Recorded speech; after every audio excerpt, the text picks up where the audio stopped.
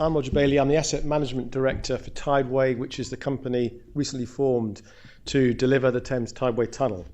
For those of you who aren't familiar, we're a 25-kilometre new deep sewer tunnel running from the west of London to the east of London to pick up the sewer overflows that happen every year from the Victorian infrastructure that was so well put in 1860.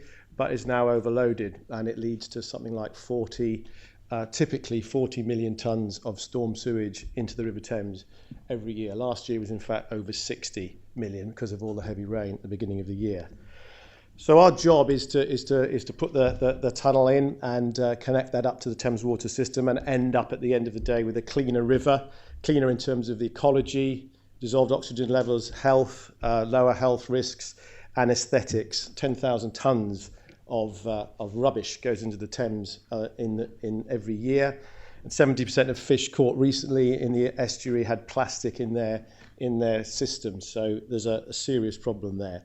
But as well as dealing with the job of cleaning up the river, really what we also want to do is to leave a legacy, a sustainable legacy of reconnecting London with the River Thames. And some of the things that we've done on this in our development, in design and development, is to make sure that we optimise the scheme from very early stage. We reduced our tunnel length, reduced the number of interceptions through some clever analysis of hydraulics in the system, and we used the whole consultation progress under the Planning Act to refine what we were doing very much to arrive at a system that we put forward for planning that got through the planning process on time over a 2-year period, which I think is an amazing outcome. We've put in measures to reduce energy and carbon, particularly the tunnel gradient. It's at depth of between 35 to 65 metres, and it's at a pretty steady gradient, and that allows it to be self-cleansing, and it reduces the need for purging or other things that would cause energy to be needed to clean it. We've got passive design features in terms of the air management, so we have a very small number of air management systems across the project, which minimise the use of energy and allow the inflowing water that displaces air to do the job of cleaning the tunnel out from and having the air system changed to avoid build-up of odours, etc. We have a very comprehensive code of construction practice that requires the production of energy management plans and materials management plans by our contractors, and our contractors have to prepare a carbon footprint to build upon what we've committed in our planning permission at the start of the project, and they're doing that at the moment, and identify ways through the delivery to reduce this with a KPI about that to be produced annually. On materials management, we've got a very strong focus of sustainable reuse of excavated material, with all of the material from our sites going to beneficial reuse down the Thames at places like Wallasey or Cliff, where it can provide sort of improved habitats at some of those RSPB sites. Very important as well is the river transport strategy. We're aiming in our aim of reconnecting London with the River Thames. Obviously, have a cleaner river that does connect people with it, but also something that becomes a more sustainable freight artery. We've a massive commitment to move 90% of our excavated materials by the river, and that's enshrined in our planning permission. So we have to deliver that, and our contractors have to deliver that, and that takes hundreds of thousands of trucks off London's roads and keeps the cyclists and vulnerable road users of London safe. We're actually asking our contractors now to beat that target, and we have a vision that at some of our key drive sites that almost all deliveries could be by river, virtually eliminating the use of the surrounding roads, some of which are in sort of intense residential areas, and our contractors are working on that now.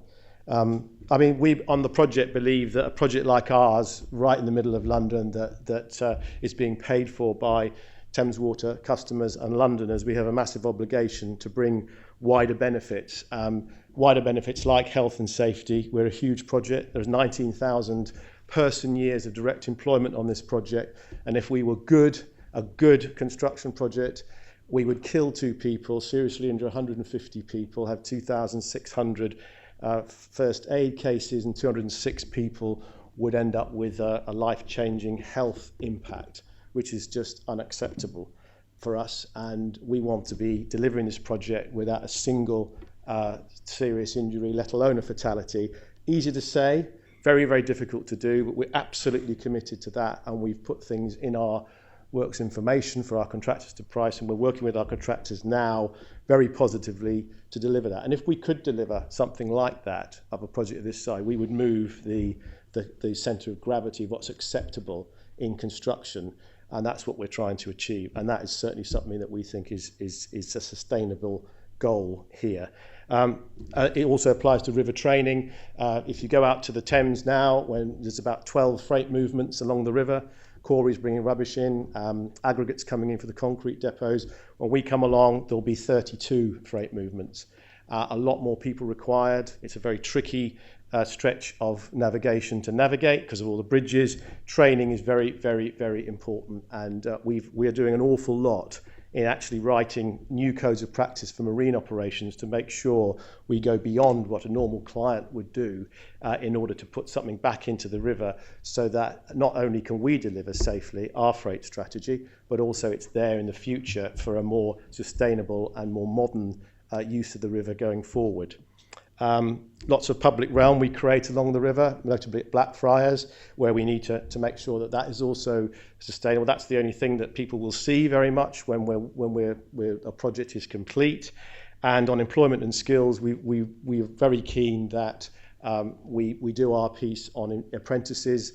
So we stipulated 1 in 50 of anybody working on site any one time should be under a proper high-value apprentice scheme. And that means maybe 250 to 400 people will go through an apprentice program with us, and 1 in 50 people as well on the project at any one time will come from ex-offenders. So we're also giving that group a chance to get back in and build their careers and their lives. So these are just some of the things that I think we're doing in the wider context. We are an environmental project at our heart, but I think sustainability goes much beyond that, and we certainly have this obligation. We take it very seriously to bring much wider benefits than just a tunnel that takes sewage from West London to East London.